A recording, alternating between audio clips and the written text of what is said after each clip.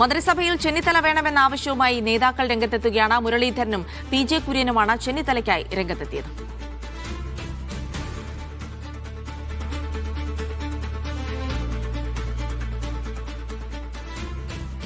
രമേശ് ചെന്നിത്തല മന്ത്രിസഭയിലേക്ക് വരുന്നതുമായി ബന്ധപ്പെട്ട എന്താണ്?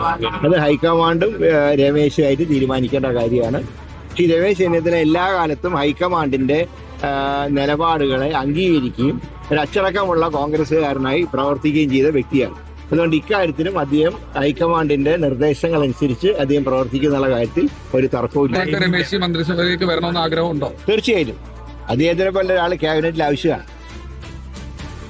ഹൈക്കമാൻഡിന് എല്ലാ വശങ്ങളും ആലോചിച്ചിട്ട് ശരിയായ തീരുമാനമെടുക്കാൻ കഴിയും. അതവർ ചെയ്തിട്ടുണ്ട്. ഞാൻ അതിനെ അംഗീകരിക്കുന്നു. എൻ്റെ അഭിപ്രായം വ്യത്യസ്തമായിരുന്നെങ്കിലും അത് പ്രസക്തമല്ല. രമേശ് ചെന്നിത്തല മന്ത്രിസ്ഥാനത്ത് ഉണ്ടായിരിക്കണം, നിർബന്ധമായി ഉണ്ടായിരിക്കണമെന്നാണ് എൻ്റെ അഭിപ്രായം.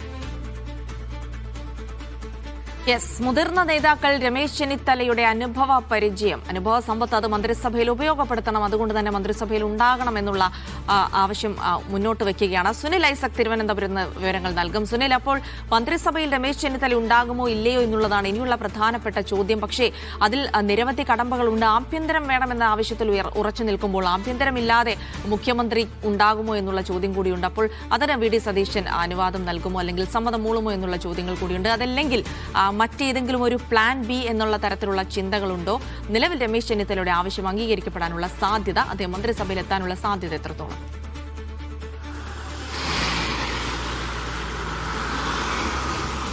മിനിറ്റോളം വീട്ടിൽ നടത്തിയ കൂടിക്കാഴ്ചക്കിടെ ഇത്തരം വിഷയങ്ങളൊന്നും ചർച്ചയ്ക്ക് വന്നില്ല എന്ന വിവരമാണ് നമുക്ക് ഏറ്റവും ഒടുവിൽ ലഭിക്കുന്നത്. അതായത് VD സതീശൻ രമേശ് ചെന്നിത്തലയോട് മന്ത്രിസഭയുടെ ഭാഗമാകണം എന്ന് ആവശ്യപ്പെട്ടു. പക്ഷേ അദ്ദേഹം അക്കാര്യത്തിൽ പാർട്ടി ഒരു തീരുമാനമെടുക്കട്ടെ എന്ന നിലപാട് സ്വീകരിക്കുകയായിരുന്നു ചെയ്തത്. അതിനപ്പുറത്തേക്ക് കാര്യമായ ചർച്ചകളൊന്നും ഉണ്ടായിട്ടില്ല. രണ്ട് കാര്യങ്ങളാണ് അദ്ദേഹം പ്രധാനമായും രമേശ് ചെന്നിത്തല പാർട്ടിക്ക് മുന്നിൽ വെച്ചിരിക്കുന്നത്. ഒന്ന്, തനിക്ക് ആഭ്യന്തര വകുപ്പ് വേണം. മറ്റൊന്ന്, ജോസഫ് വാഴക്കിനെ KPCCയുടെ അധ്യക്ഷ സ്ഥാനം നൽകണം. ജോസഫ് വാഴക്കിന് അടക്കമുള്ള നേതാക്കൾ ഇപ്പോൾ അവിടെ ഉണ്ടായിരുന്നു, നമ്മൾ ആ ദൃശ്യങ്ങളിൽ കണ്ടതാണ്. അതായത് തൻ്റെ വിശ്വസ്തർക്കും തനിക്കും ഈ പാർട്ടിയിലും സർക്കാരിലും കാര്യമായ പരിഗണന ഉണ്ടാവണം എന്ന ആവശ്യമാണ് അദ്ദേഹം മുന്നോട്ടേക്ക് വെക്കുന്നത്.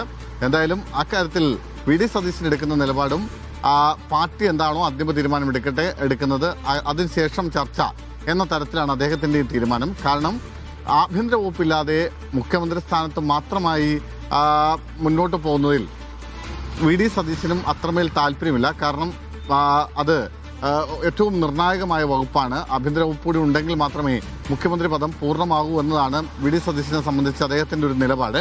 പക്ഷെ നോക്കൂ, നേരത്തെ കഴിഞ്ഞ തവണ ഉമ്മൻചാണ്ടി ആഭ്യന്തര വകുപ്പ് ഒഴിവാക്കിക്കൊണ്ടുള്ള മുഖ്യമന്ത്രിയായി തുടർന്നത്. അതായത് ആദ്യഘട്ടത്തിൽ അദ്ദേഹം ആഭ്യന്തര വകുപ്പ് അദ്ദേഹത്തിൻ്റെ കയ്യിലുണ്ടായിരുന്നെങ്കിലും പിന്നീട് തിരുവഞ്ചൂർ രാധാകൃഷ്ണനും അതിനുശേഷം രമേശ് ചെന്നിത്തലയും ആഭ്യന്തര വകുപ്പ് കൈകാര്യം ചെയ്യുന്ന സാഹചര്യമുണ്ടായി. അതുകൊണ്ട് തന്നെ അത്തരത്തിൽ പിടിവാശി വേണ്ട, മുഖ്യമന്ത്രി പദം തൽക്കാലം മുഖ്യമന്ത്രി പദവും മറ്റു വകുപ്പുകളും ചില പ്രധാനപ്പെട്ട വകുപ്പുകളും VD സതീശൻ്റെ കയ്യിലുണ്ടാവട്ടെ, ബാക്കി ആഭ്യന്തര അടക്കമുള്ള വകുപ്പുകൾ തനിക്ക് വേണം എന്നൊരു ആവശ്യമാണ് ചെന്നിത്തല മുന്നോട്ടേക്ക് വെക്കുന്നത്. ഇപ്പോൾ വൈകിട്ട് 4 മണിയോടുകൂടി ഇതിൽ നിർണായകമാകാൻ പോകുന്ന അതാണ്. കാരണം വൈകിട്ട് 4 മണിയോടുകൂടി KC വേണുഗോപാൽ കൂടി തിരുവനന്തപുരത്തേക്ക് എത്തുന്നുണ്ട്. KC വേണുഗോപാൽ VD സതീശൻ അടക്കമുള്ള ആളുകളുമായി കൂടിക്കാഴ്ച നടത്തുമെന്നാണ് നമുക്ക് ലഭിക്കുന്ന വിവരം.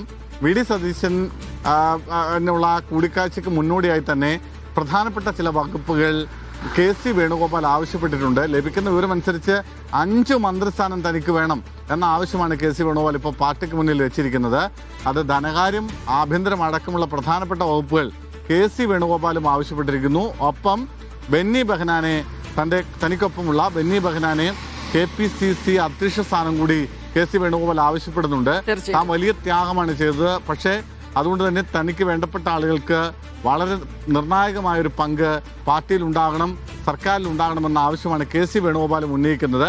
എന്തായാലും ഈ വിഭജനങ്ങളൊക്കെ കഴിഞ്ഞ് അവസാനം എപ്പോഴത്തേക്കും മന്ത്രിമാരുടെ എണ്ണത്തിൽ പൂർണ്ണമാകും എന്ന കാര്യത്തിലൊക്കെ ഇപ്പോഴും ആശങ്ക ബാക്കി നിൽക്കുന്നുണ്ട്. തിങ്കളാഴ്ച രാവിലെ 10 മണിക്ക് ഘടകകക്ഷി മന്ത്രിമാരും മുഖ്യമന്ത്രിയും എന്തായാലും സത്യപ്രതിജ്ഞ ചെയ്യും. അതിനൊപ്പം കോൺഗ്രസിന്റെ എത്ര മന്ത്രിമാർ സത്യപ്രതിജ്ഞ യെസ്, ചെയ്യും. സുനിൽ, അപ്പോൾ അതിലേക്ക് തന്നെയാണ് വരുന്നത്. അപ്പോൾ വി ഡി സതീശനെ മുഖ്യമന്ത്രിയായി പ്രഖ്യാപിച്ചതിന് പിന്നാലെ മന്ത്രിസഭാ രൂപീകരണ ചർച്ചകളും വളരെ സജീവമായി തന്നെ തുടരുകയാണ്. UDF യോഗം വൈകുന്നേരം കന്റോൺമെന്റ് ഹൌസിൽ ചേരുന്നുണ്ട്. അതിനു മുൻപായി ഘടകകക്ഷി നേതാക്കളുമായി ഇന്ന് വി ഡി സതീശൻ പ്രത്യേക ചർച്ചയും നടത്തുന്നുണ്ട്. സുനിൽ ഐസക് തുടരുന്നുണ്ട്. സുനിൽ, ഇനിയിപ്പോൾ മന്ത്രിസഭാ രൂപീകരണവുമായി ബന്ധപ്പെട്ട ചർച്ചകളാണ്. അപ്പോൾ കോൺഗ്രസിൽ നിന്ന് എത്ര മന്ത്രിമാർ, അതിൽ ആരൊക്കെ ഉണ്ടാകുമെന്നുള്ള കാര്യത്തിൽ നിലവിൽ വ്യക്തത വന്നിട്ടുണ്ടോ? ഒപ്പം തന്നെ ഘടകകക്ഷികളുടെ കാര്യത്തിൽ തീരുമാനം എപ്പോഴത്തേക്ക് ഉണ്ടാകും? വകുപ്പ് വിഭജനം അടക്കമുള്ള കാര്യങ്ങൾ ഇന്നത്തെ യോഗത്തിൽ ചർച്ചയാകുമോ?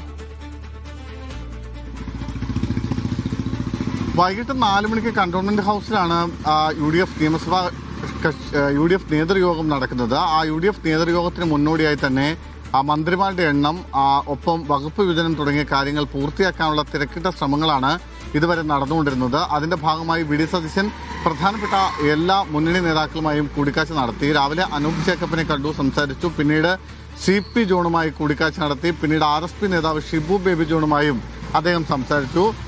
അതിനും ശേഷമാണ് അദ്ദേഹം PJ ജോസഫിനെ MLA ഹോസ്റ്റലിലെത്തി സന്ദർശിക്കുന്നത്. മാത്രമല്ല ഉച്ചയ്ക്ക് ശേഷം മോൻ ജോസഫും അബു ജോസഫുമായും അദ്ദേഹം കൂടിക്കാഴ്ച നടത്തുന്നുണ്ട്. വൈകിട്ട് 3:30 മുസ്ലിം ലീഗിന്റെ നേതാക്കൾ തിരുവനന്തപുരത്തേക്ക് എത്തുക. കന്റോൺമെന്റിലെ UDF നേതൃയോഗത്തിന് മുമ്പ് ലീഗ് നേതാക്കളുമായും ആശയവിനിമയം നടത്തുന്നുണ്ട്. അതിനുശേഷം ഒരു